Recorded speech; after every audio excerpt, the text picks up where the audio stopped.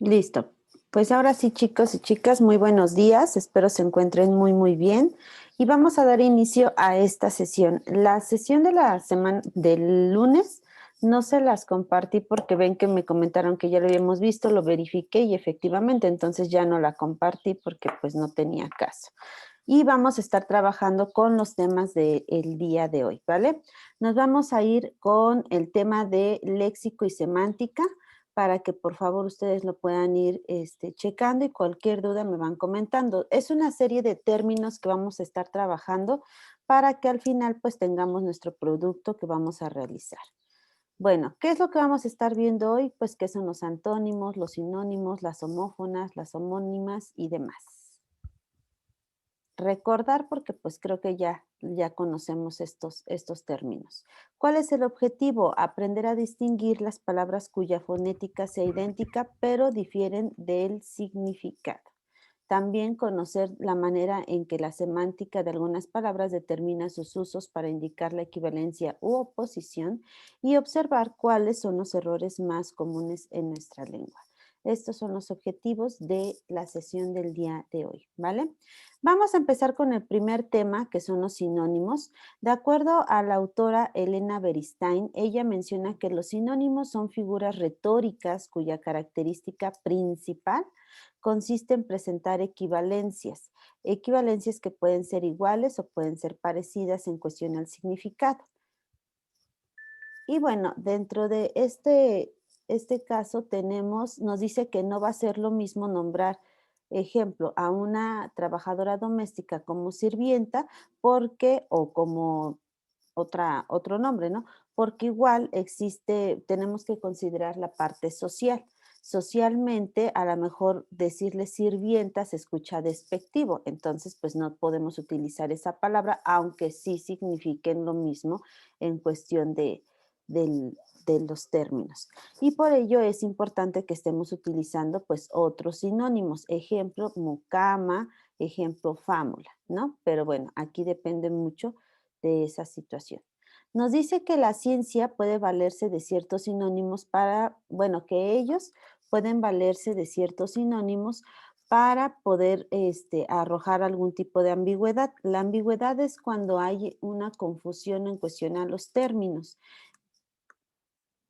Y bueno, ¿qué hacer entonces para poder ejercitar el uso de sinónimos? Evaluar el objetivo del texto. Los sinónimos se utilizan cuando, ejemplo, en un texto nosotros estamos escribiendo y evitar que se esté repitiendo la misma palabra. Ven que por regla no se puede repetir la misma palabra en un párrafo. Entonces aquí es cuando ya se utilizan los sinónimos, que son esas palabras que tienen el mismo significado o bien la misma intención del significado, pero pues se escriben distinto. Entonces aquí es cuando ya estamos aplicando nosotros específicamente este aspecto, ¿vale? Y bueno, esto es lo contrario a los antónimos, porque los antónimos, de acuerdo a la misma autora, que es Elena Beristain, es la oposición semántica, es decir, es la contraparte de la palabra. Por ejemplo, blanco-negro, bondad-maldad, vida-muerte, saludable-enfermo, ¿va? Entonces, sinónimos, lo mismo, antónimos, lo contrario. Pareciera que ya lo sabemos, pero luego nos equivocamos, ¿vale? Bueno, los antónimos nos dice aquí que no marcan matices entre blanco y negro, es decir, no es como que, blanco, gris, no. O es una parte o es completamente lo contrario, no es, por ejemplo, lo de vida, muerte, no puede haber intermedios, es decir, o vives o estás muerto. Entonces, aquí lo importante es que los antónimos sí sea realmente la contraparte y no nada más sea el decir, pues de manera media. No existen los medios en los antónimos, ¿va? Y bueno, las homófonas, aquí nos dice que las homófonas son palabras idénticas en su fonética, pero que difieren de su ortografía y sobre todo del significado que tienen las mismas palabras. ¿Como cuáles? Por ejemplo, sumo. Si yo digo sumo, se escucha igual, pero sumo con S es la conjugación del verbo sumar. y zumo con Z, pues es el jugo de una naranja o de lo que sea, ¿no? Taza, si alguien dice, oye, pásame la taza, ahí estamos en un contexto, pero taza se escucha normal si es con S o con Z, pero ya en la escritura, obviamente, pues significan de manera distinta. Taza con S es, por ejemplo, la relación que hay entre dos tipos de magnitudes y taza con Z, pues podría ser la vasija, la que nosotros conocemos normalmente. Casa se escucha igual, sea con S o con Z, pero ya en la escritura, casa con S es vivienda y casa con Z es lo que es la acción de cazar, ¿no? Sí, de cazar un animal. Entonces, las homófonas, aquí es importante mencionar, se escuchan igual, pero ya en su escritura y sobre todo en el significado son completamente distintas, ¿vale?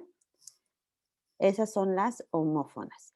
Y bueno, nos dice también que estas palabras pues son una trampa para aquellos escritores que apenas están iniciando su formación, porque bueno, si desconocemos la parte ortográfica, es decir, si te ponemos, a mí me sucede mucho cuando ponen ay, ¿no? En lugar de poner ay, maestra, hay una actividad que no he entregado, me ponen sin H.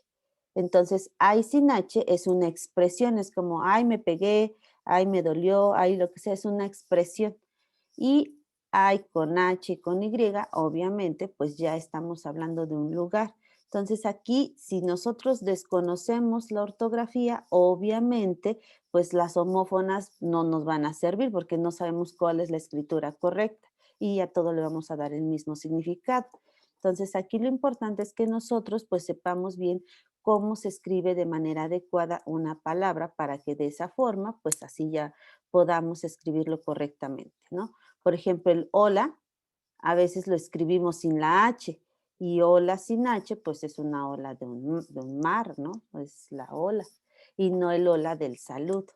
Entonces, eso es lo importante. Ahora, las homónimas, esos son otro tipo de palabras, pero aquí cuya pronunciación es similar o igual, pero difieren de su significado o bien tienen varios significados. Por ejemplo, rosario. Si yo digo rosario, ustedes pueden decir el nombre de una persona o puede decir el rosario cuando están rezando, ¿no? Si decimos banco, se escribe igual banco, el de para sentarse, el banco para ir a depositar dinero, bate, ¿no? De batir o el bate con el que pegamos el palo de béisbol, lava de lavar o lava del volcán. Entonces, si nos damos cuenta, las homónimas se escriben y se escuchan igual. Aquí no cambia la ortografía, pero su significado es completamente distinto. No sé si tengamos dudas hasta aquí. Sí estamos, creo que está sencillo, pero aún así les pregunto. ¿Dudas? No, no, bueno, queda claro. No, profesora.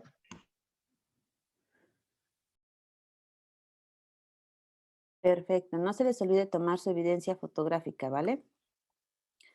Bueno, entonces estamos con homónimas. Ahora, la paráfrasis es algo que se emplea para evitar el plagio. La paráfrasis nos permite poder desarrollar de manera explicativa lo que es la comprensión o bien la interpretación de un texto. La paráfrasis se emplea para evitar el robo de información. Entonces, cuando estamos haciendo un texto y luego nos dicen, es que nada más copiaste o es que esto es plagio, esto yo no te lo voy a aceptar, lo que se hace es utilizar la paráfrasis. ¿Qué es parafrasear? ¿Alguien ya había escuchado esta palabra? ¿Parafrasear? Ay, Bueno, según yo tengo entendido que la paráfrasis es la comprensión, bueno, lo que tenemos así como aprendido o comprendido de un texto de información. ok, Es interpretación propia, vaya. exactamente. La paráfrasis es una interpretación que hace el lector. En este caso, la paráfrasis se puede comprender de la siguiente manera. Leo un texto, lo analizo y comienzo a escribir con mis propias palabras lo que dijo un autor. ¿Tengo que poner sus referencias? Claro que sí, porque no salió una idea de mí, sino me estoy basando en otro texto. Pero para evitar el plagio, lo que voy a hacer es ir escribiendo, pero con mis propias palabras. Y de esa manera, pues ya no es un plagio. Es una interpretación libre de lo que yo estoy leyendo o de lo que yo estoy viendo, porque a lo mejor es un documental, pues lo estoy observando. Entonces comienzo a hacer mi redacción, ¿vale? Y esto es lo que nos permite, pues, evitar más que otra cosa es el plagio. Y también puede ser una interpretación ampliada. A lo mejor no, leemos un texto pequeño, pero nosotros podemos darle muchas más interpretaciones. Entonces también se puede ampliar. La polisemia nos dice que es una pluralidad de significados para un mismo signo. Y aquí nos dice que dentro de la polisemia existe la posibilidad que puedan surgir dentro de los hablantes de una misma lengua, cuyo también en los miembros de una comunidad. Y bueno, ¿cómo es esto? Nos dice, nos dice aquí que tenemos, por ejemplo, ese banco de madera era de mi abuela. Si nos estamos dando cuenta, el contexto del enunciado de la oración nos está diciendo a qué se refiere o cuál es el significado de banco. Nos dice ese banco de madera, entonces ya sabemos que no están hablando donde vamos a depositar dinero, no está hablando del lugar, sino está hablando de un asiento, ¿va? Por ejemplo, tengo que ir a depositar dinero al banco. Entonces aquí ya nos está diciendo que está hablando del establecimiento. ¿Qué es la polisemia? El contexto que se le da a las palabras para poder comprender a qué se refiere, poder comprender el significado de las mismas. Y está muy acompañada pues de los términos que nosotros trabajamos anteriormente. Otro ejemplo, en la Sierra de México se puede encontrar comunidades indígenas. Obviamente no está hablando de una sierra eléctrica, está hablando de la sierra como cerro, ¿no? Como espacio. Entonces, a eso se refiere precisamente la polisemia, al contexto que se le da para poder identificar la interpretación de esa palabra, ¿vale? Los escollos gramaticales más comunes que se utilizan. Bueno, los escollos gramaticales nos permiten poder conocer dónde y cuándo emplear ciertas palabras que nosotros utilizamos. Por ejemplo, el por qué. ¿Por qué junto sin acento tiene un significado? ¿Por qué junto, por qué junto con acento tiene otro? ¿Por qué separado con acento? ¿Por qué separado sin acento? El sí no junto, el sí no separado. Es decir, hay muchísimos tipos de escollos gramaticales que se pueden utilizar. Sin embargo, hay que saber dónde y cómo emplearlos. Creo que el que todos conocemos, porque lo hemos utilizado muchísimo, es el por qué separado con acento, que es el que se utiliza para las preguntas. Sin embargo, pues existen otros tres, son 4 tipos de porqués. Y ahorita vamos a ver cuáles son las diferencias entre cada uno de ellos, ¿vale? Esto es muy importante. Si se dan cuenta por qué y por qué, suenan igual. Cada vez que decimos tienen una fonética similar, significa que suenan igual. Esa es la interpretación corta, ¿no? Suena igual, pero se escucha así muy nice, fonética similar. Y bueno, dice aquí que el por qué separado y con acento se utiliza, lo que les decía, para las preguntas. ¿Por qué hay tantos pobres en un país? ¿Por qué te molesta esto? ¿Por qué estás haciendo el otro? Es decir, preguntas. Si no lleva el signo de interrogación, no podemos decir que es una pregunta, porque, bueno, aquí hay 2 tipos de preguntas. Las preguntas que se hacen cuando llevan signo de interrogación y las que no llevan signo de interrogación, pero también son preguntas. Y van a decir, no, maestra, todas las preguntas llevan signo. Sí, en teoría deberían de llevar signo, pero pasa como el acento. A veces tienen énfasis y no se pone un acento como tal porque es prosódico, ¿no? Es decir, hay un énfasis en la palabra o en la letra, pero no se pone la tilde. Entonces aquí sucede lo mismo. Ahora, en el por qué, bueno, seguimos en el por qué separado con acento, es lo que les decía, también se utiliza para las preguntas indirectas, que son aquellas que no llevan signo de interrogación. Entonces, el por qué separado y con acento es con o sin signos de interrogación, es decir, preguntas directas o preguntas indirectas. Ejemplo, no sé por qué, pero creo que su idea no es muy buena. Entonces, eso es una pregunta indirecta, no sé por qué, pero al final es una pregunta, no lleva signos, pero sí es una pregunta, ¿vale? Para que ustedes lo vayan considerando. Ahora, dentro del por qué separado, pero sin acento, nos dice que es una forma en donde vamos explicando la razón y se utiliza o se interpreta como por el cual, por lo cual, por los cuales. Digamos que el por qué separado sin acento es la respuesta a la pregunta del por qué separado y con acento. No sé si me esté explicando. Sí, Ok. Pregunta, ¿por qué separado y con acento? Respuesta, ¿por qué separado sin acento? ¿Vale? Ahora, tenemos ejemplos. Bueno, los ejemplos están medio raros, pero tenemos ejemplos. Dice, el cáncer es un mal que aqueja a las personas cada vez más jóvenes. Las causas por que se da esta incidencia son aún inexplicables. Si nos damos cuenta, aquí se hubiese podido poner por lo cual o por la cual. Es como el por qué separado sin acento se puede interpretar por el cual, por lo cual, por los cuales. ¿Va?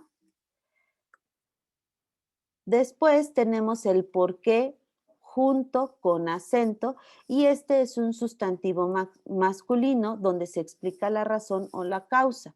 Ejemplo, sin un por qué, tú eres el porqué de mi vida, ¿sí? Entonces aquí es como la causa, la razón de una situación. Es simplemente la causa o razón. Y ya el otro, el por qué junto sin acento, es un tipo de conjugación. Te cuidamos porque te queremos. Porque somos un gran país, vamos a salir adelante. Entonces, aquí como que es una respuesta, es una explicación. ¿Por qué está sucediendo eso? Ah, porque llovió mucho. El por qué llovió mucho ya sería junto sin acento. Es una respuesta, es una explicación a una pregunta, ¿vale? Entonces, son los 4 tipos de porqués y eso se les llaman escollos gramaticales. Ahora tenemos el sí, no junto y el sí, no separado. Estos a veces los llegamos a confundir, pero ahorita les voy a decir cómo podemos ver la diferencia entre cada uno de ellos a la hora de escribir, porque está muy sencillito. Cuando escribimos, ¿cuándo debe de escribirse sí, no junto? Es una conjugación adversativa y el sí, no es una expresión de condición. ¿Cómo es esto? Bueno, nos dice aquí, María Candelaria no fue dirigida por Julio Bracho, sino por Emilio Fernández. Entonces, si nos damos cuenta, el sí, no es como la contraparte de la expresión uno. En este primer enunciado está como que dividido en dos, la coma nos divide en dos. Y la primera es una parte del enunciado y la segunda es la condicionante o la respuesta de esa primera parte. Y siempre que va así, se pone el sino junto para que nosotros lo podamos identificar. Ahora, ¿cuándo va separado? Bueno, va separado normalmente al inicio de lo que es un enunciado. El sino junto siempre va en medio, eso es importante. Sino junto siempre va en medio y el sino junto también es la contraparte de una situación, ¿vale? El sino separado puede ir al inicio, puede ir al final. No hay ninguna situación, ahí no hay como una regla. Entonces, aquí dice, si no pago mis deudas, pongo en riesgo mi patrimonio. Entonces, ahí no se podría poner sino junto porque obviamente no es la condicionante o la respuesta a un primer enunciado porque no hay un primer enunciado. Entonces, aquí es como, ¿cómo lo podemos identificar? Si hay un enunciado antes o una premisa antes, se pone el sino junto para poner la contraparte. Y si no es así, entonces se pone al inicio o al final, separado. ¿Va? ¿Dudas en el sino? ¿Seguritos? Bueno, ahora vamos con el deber y el deber de. Estos son igual otros tipos de escollos. Aquí, bueno, este está más sencillo porque pues si nos damos cuenta, deber y deber pues son lo mismo, ¿no? Pero ¿qué es lo que está cambiando? Que viene la palabra de. Entonces aquí obviamente cambia, ¿vale? Vamos a ver, ¿en qué momento se utiliza uno y en qué momento se utiliza el otro? Bueno, el primero muestra un compromiso que puede ser legal o puede ser moral. El deber es un compromiso, tal cual, ¿vale? Y el deber de es la posibilidad, una suposición a algo. Ahora, ¿dónde se pueden emplear? Vamos a ver, deber. Ejemplo, el contribuyente debe cumplir puntualmente con su régimen tributario. Es una obligación. Entonces aquí es debe. No podemos poner el contribuyente debe de cumplir porque ahí ya es como dijimos aquí, es una suposición o una probabilidad. Y en cuestiones legales, en cuestiones de hacienda, en cuestiones de régimen, en cuestión de un régimen, obviamente no es una posibilidad, es una obligación. Por lo tanto, tiene que ser solo deber, ¿vale? Y la diferencia con el deber de, pues que dijimos es una posibilidad. Ejemplo, si Luisa siente mareos a los 3 meses, debe de venir la cigüeña en camino. Puede que venga la cigüeña, puede que esté embarazada o puede que no. No es una obligación ni moral ni legal. Entonces aquí así es. Deber es cuando es obligación moral o legal y deber de es una suposición. ¿Va? Para que nosotros así los vayamos identificando. ¿Dudas hasta aquí, chicos y chicas? No, mis, hasta así cambia las oraciones cuando ponen el deber de. Sí, pues de hecho hasta como que se ven raras, ¿no? Bueno, así las veo yo luego cuando las veo digo, ay, como que se ve medio raro eso, como que cambia un poquito. Los que tenemos el don o la habilidad de la ortografía, como que vemos raro o feo las palabras. Y es como raro esa situación, porque de pronto vemos un texto y como que decimos, ay, como que algo no me cuadra, como que se ve medio feo eso. O luego dicen, ¿cómo se escribe? ¿Con H o sin H? Pues la ponemos con las dos y decimos, no, como que se ve más bonita esta, aunque no tendría nada que ver, pero en nuestro cerebro así es, realmente se ve bonita. Entonces son situaciones raras. ¿Qué vamos a hacer con toda esta información? Eso es lo importante. Uno, ya tuvimos que haber tomado nuestra captura de pantalla, ¿vale? De aquí en adelante, chicos y chicas, les voy a pedir que ustedes tomen la captura de pantalla del contenido, no cuando estemos en la portada, ni cuando estemos en las actividades, ni nada de eso. Obviamente hoy, pues no les dije desde el inicio, pero a partir del lunes solamente cuando estemos con los temas, porfis. Y vamos a realizar un folleto en Canva. Canva se van a meter, yo creo que la mayoría ya lo ha utilizado y quienes no, pues bueno, es momento de que lo utilicen. Ya vienen las plantillas prediseñadas, escojan un diseño que les agrade y toda la información la van a poner ahí. Me van a preguntar, maestra, ¿cuál es el tema? Léxico y semántica. Ese es el tema, ¿vale? Recuerden, son 6 caras. Les voy a comentar porque luego de veras que se pasan. Son 6 caras de un folleto, ¿va? Entonces, sí, porque luego me ponen 2. Bueno, es que también hay dípticos. Entonces, también esa situación. Son 6 caras. Aquí, 1, 2, 3. Esta es la portada. Y esta es la parte de afuera y esta sería la parte de adentro, ¿va? Así es como se acomoda. De todas maneras, en las instrucciones va a venir tal cual una tablita con los apartados para que así no haya ningún detalle, porque luego me ponen la portada en otro lado, aunque no lo vamos a imprimir nunca, pero de alguna manera es importante saber dónde va la portada y dónde va la parte externa y la parte interna, ¿vale? Entonces, un folleto en Canva, a más tardar el viernes, por favor, me lo mandan en formato PDF, ya lo sabemos. No se les olvide los rubros de evaluación, ¿vale? Todo eso es muy importante. creo que no nos fue tan mal en el primer parcial. Bueno, hay unos que sí les fue bien, bien mal, pero de plano hubo extremos. O les fue bien o les fue mal. Ahí sí fue como los antónimos, nada de cuestiones tibias, sino bien o mal. La participación en las sesiones y en este parcial seguimos teniendo examen del formulario, ¿va? Cualquier duda, cualquier situación, estoy para servirles, no se les olvide, tenemos nuestro grupo de WhatsApp y bueno, ahí coméntenme cualquier situación, creo que hemos tenido buena comunicación en todo lo que llevamos de este primer parcial, sin embargo, pues me sigo reiterando a sus órdenes, ¿vale? Cuídense mucho, chicos. Esto sería todo por mi parte. Ay, no sé si tengamos alguna otra duda o alguna otra situación. No, Miss, ahora sí queda entendido. Perfecto. Bueno, pues los dejo porque tienen